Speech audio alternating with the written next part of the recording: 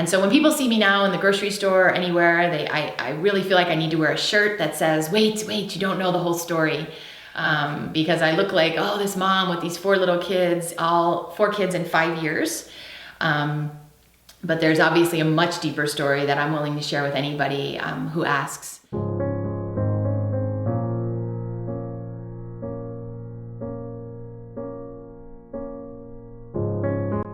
Hello, I'm John Kitsteiner. And I'm Wendi Kitsteiner.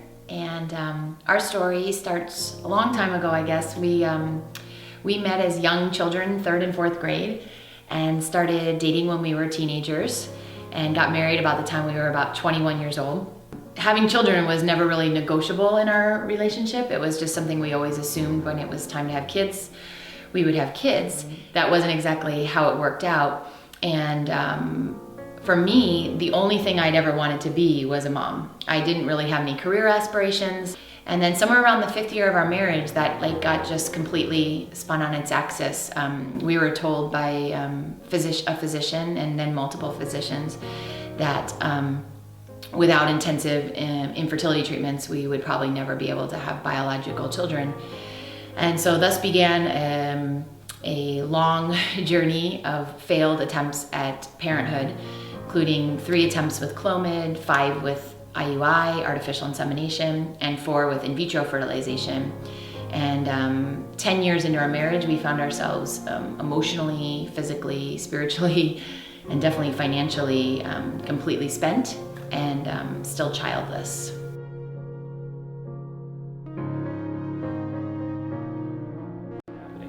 And ultimately, what I really learned through this is that God is sovereign through the good, through the bad, and over again, everything that happens is to bring glory to God.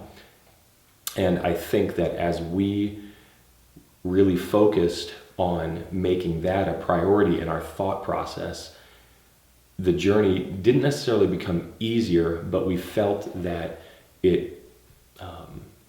we weren't alone on it, that there was a bigger design and there was a bigger, there was an ultimate goal towards what we were pursuing. Yeah, I mean, this has become our ministry, especially my ministry. I mean, both of us together, we started an adoption organization where we help infertile couples, a nonprofit, becauseofisaac.org, where we help other infertile couples raise money to adopt. Through my blog and through my writing, this continues to be the thing that I probably spend the most time doing, is counseling and walking alongside other women who are exactly where I was 10 years ago, so that they don't feel alone. So it's definitely become our mission and our ministry in my life. And I think it will be that way, honestly, throughout my whole life. It will be something that I'm always passionate about. And I could not be passionate and I could not stand alongside those people without the pain.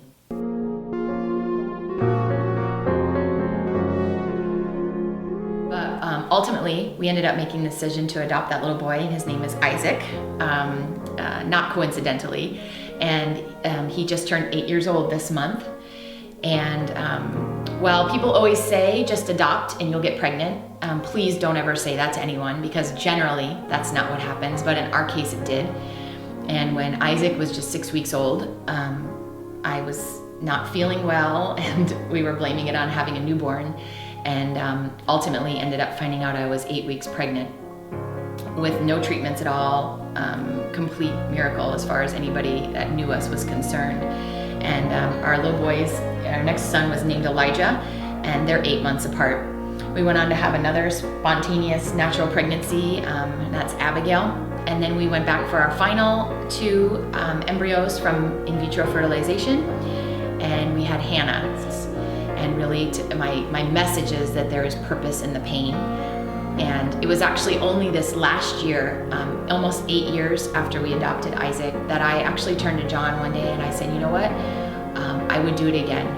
I would do all that pain again. It was worth it. It was worth it for the person I am, for what I feel is the compassion I have and the understanding I have that I just would not have had I continued living my fairly idyllic life that was kind of going the way I wanted it to go.